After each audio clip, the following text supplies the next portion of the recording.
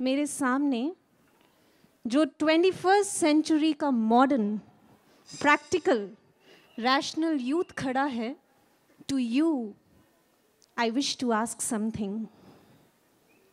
Do you think this world needs a change? Do you think this country needs a change? And do you think we need a change? कैसा change? A change in our mindset, हमारी सोच में change, हमारे नजरिए में change, in fact, हमारी youthfulness की definition और level में change. A positive change which can make us the real youth of country.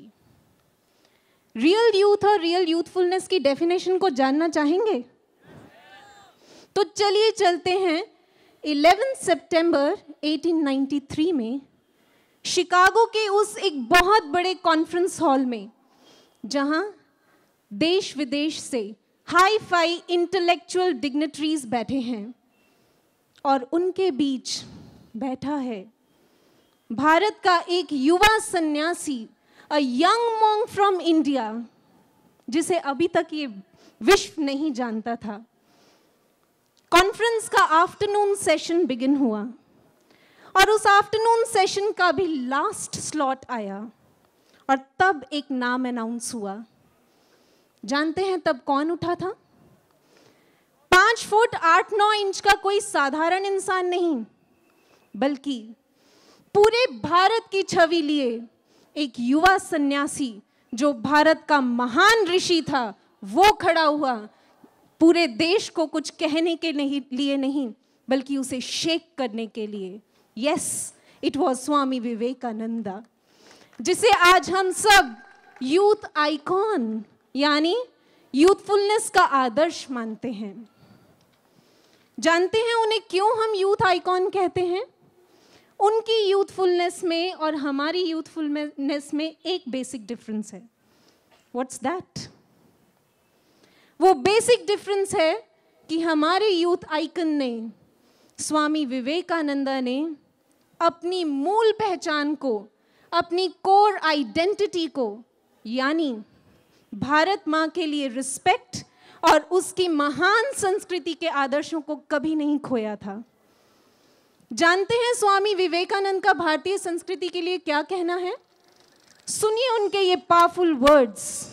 The first visionary for the making of Bharat, Swami Vivekananda declared कि एक बार फिर भारत की संस्कृति का पुनरुत्थान होगा. और ये उत्थान मटीरियलिस्टिक डेवलपमेंट्स या आउटसाइड एडवांसमेंट्स के बेसिस पर नहीं होगा. इंस्टेड ये उत्थान आत्मशक्ति, inner power, soul power, inner evolution के बेसिस पर होगा. ये उत्थान होगा और इसके ड्राइविंग फोर्सेस वायलेंस और डिस्ट्रक्शन नहीं, बल्कि प्रेम और शांति होंगे. स्वामी विवेकानंद सेड कि वो समय आ रहा है जब भारत से फिर आत्मशक्ति और शांति की सुनहरी किरणें प्रस्फुटित होंगी and they will deluge the entire world.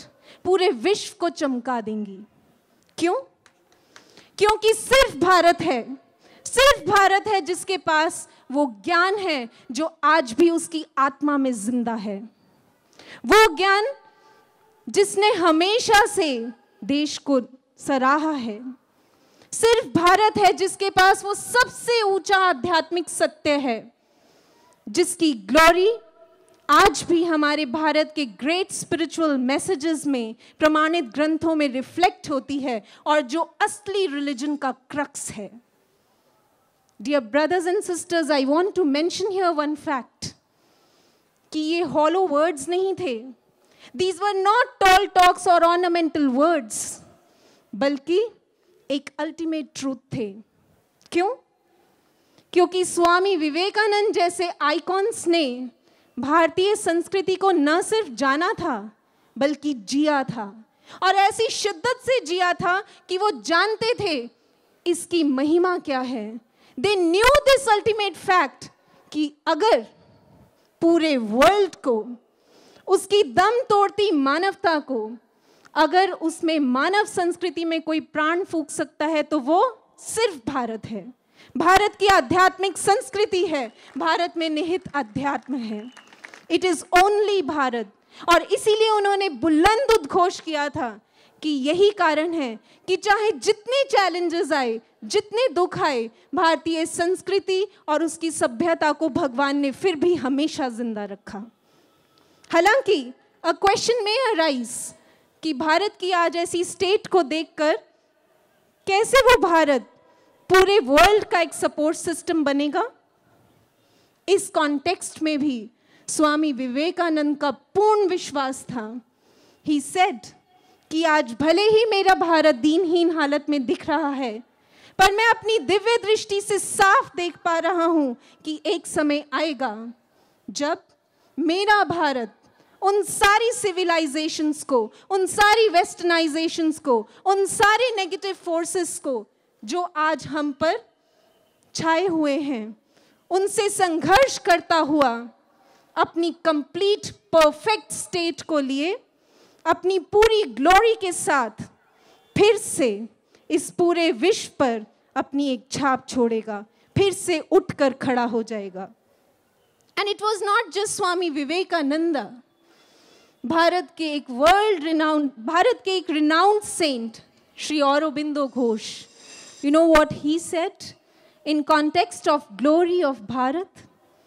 He said that if I look into the past of Bharat, तो जो मेरे ध्यान को खींचती है वो है मेरे भारत की महान ओजस्विता। If I look into the past of Bharat, then for thousands of years, perhaps even more, Bharat ही है जिसने समस्त विश्व को हमेशा से प्राण दिए हैं।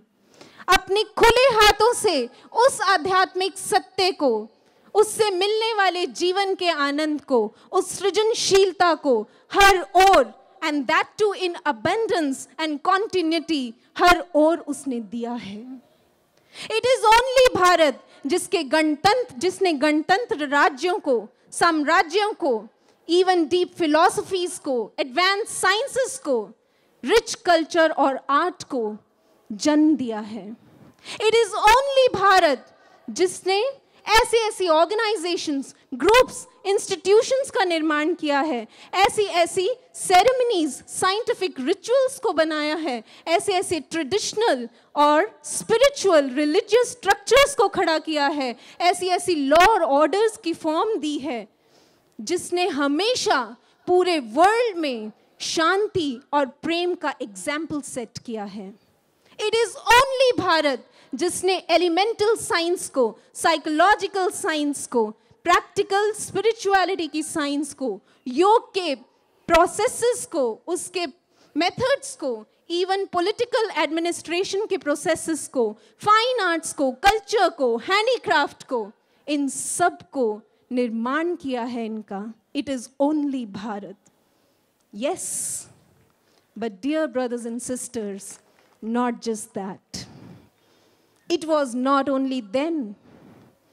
I take pride from this stage to declare aloud कि आज भी हमारी भारत भूमि को ऐसे महान संस्कृति पुरुष का स्पर्श प्राप्त है in the form of His Holiness Shri Ashutosh Maharaj Ji, who is the founder and head of this organization.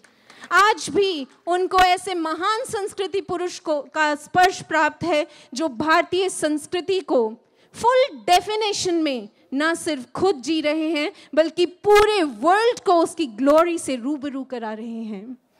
And in this context I would like to share with you all a very inspiring incidence of the life of his holiness Shri Ashutosh Maharaj ji. 80s की बात है। India की एक university के professor थे who was also a friend of महाराज जी। उन्होंने अपनी university में एक बहुत बड़ी कॉन्फ्रेंस ऑर्गेनाइज की and he invited many delegates from foreign as well as from the native land। तब उन्होंने सोचा कि क्यों ना इसमें महाराज जी को भी इनवाइट किया जाए, क्योंकि उन्होंने महाराज जी के लेक्चर्स को सुना हुआ था and he was highly impressed by the views of महाराज जी।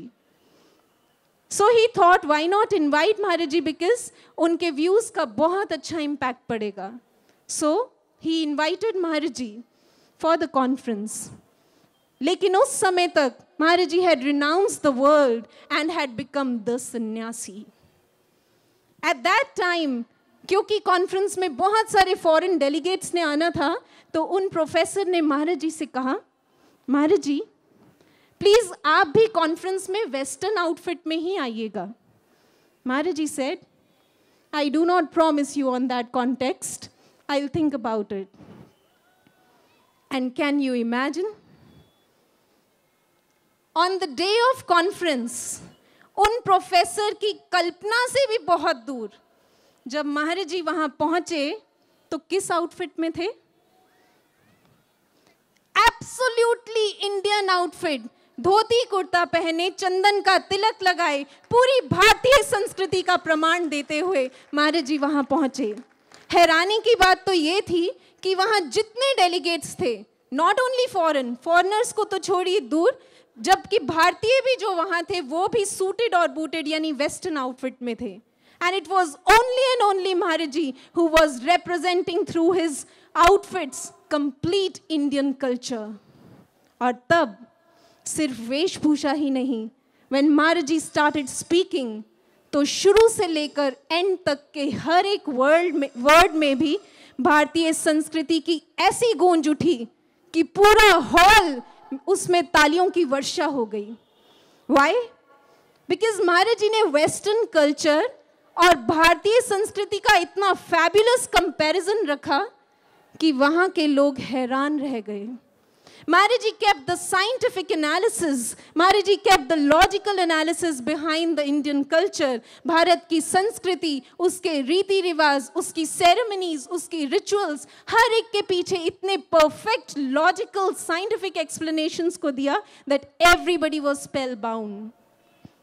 महाराज जी ने वैदिक संस्कृति के पीछे के साइंटिफिक एस्पेक्ट्स रखे. फॉर इंस्टेंस, महाराज जी ने कहा, हमारी भारतीय संस्कृति में हाथ से भोजन खाने का सिस्टम है, whereas in Western culture there is a system of spoon. Spoon से खाते हैं लोग खाना. महाराज जी ने कहा, स्पून से खाने पर उन लोगों को अपने मेटाबॉलिज्म को ठीक रखने के लिए टॉनिक्स का सहारा लेना पड़ता है, whereas हाथ से जब हम खाते हैं तो इन उंगलियों से ऐसी रेज निकलती हैं, इन पोर्स से ऐसे जूसेस सिक्रीट होते हैं जो आपके डाइजेशन को परफेक्ट बनाते हैं. Similarly Maharaj ji said that there are so many logical explanations. Maharaj ji ने इवन भारत की संस्कृत भाषा के पीछे ऐसे scientific explanations दिए, they were amazing. Why we put tilak? Why we put this chandan tripod? Everybody was stunned to listen about the scientific explanations behind them. And Maharaj Ji spoke for about 35 minutes. और उसके बाद जानते हैं क्या हुआ? वही professor जो शुरू में महाराज जी के आउटफिट्स को देखकर थोड़े घबराए हुए थे, he got up, stood amidst everybody present over there, and he declared aloud, महाराज जी, आज आपको सुनकर यहाँ बैठा भारतीय क्या, प्रत्येक फॉरेनर भी भारतीय संस्कृति के आगे नतमस्तक है, उसको गर्व से सल्यूट करता है.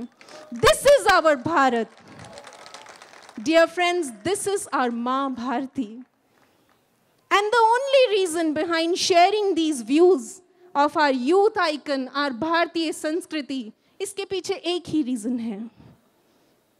वो रीजन ये है कि आप सबके अंदर भी जो विवेकानंद छिपा है, उसको पूरे भारत और पूरे विश्व के सामने आना होगा. लेकिन इसके लिए जरूरत है एक डिवाइन लीडरशिप की. जिस डिवाइन लीडरशिप ने नरेंद्रनाथ दत्त को विवेकानंद बनाया था. Who was he?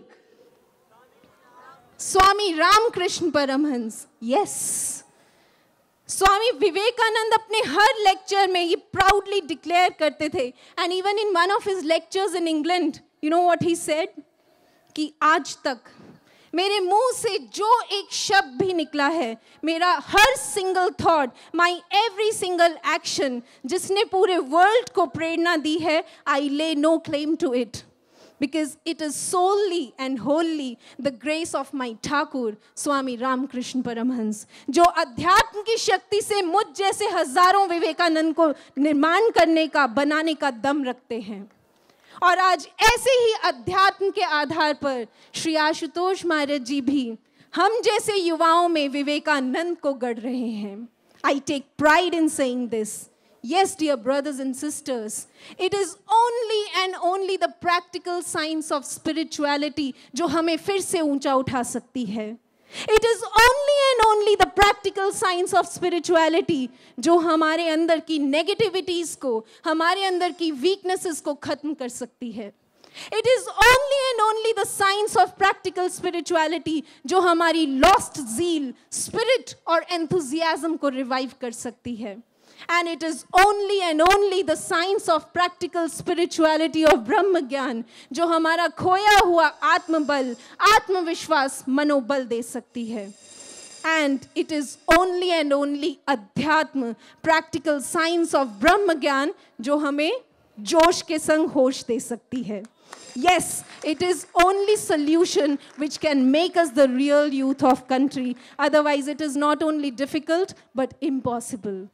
And before I end, before I conclude, I would say the words of His Holiness Shri Ashutosh Maharaj Ji, our revered master. Maharaj Ji आज खुला आवाहन करते हैं कि आओ भारत माता की संतानों, हमारे महान भारत की महान सभ्यता और संस्कृति की महामशाल को अपने त्याग और बलिदान से थामें ताकि उसकी महाज्योति पूरे विश्व को आलोकित कर सके। Thank you so much. With these words, I wind up my discourse. Thank you so much.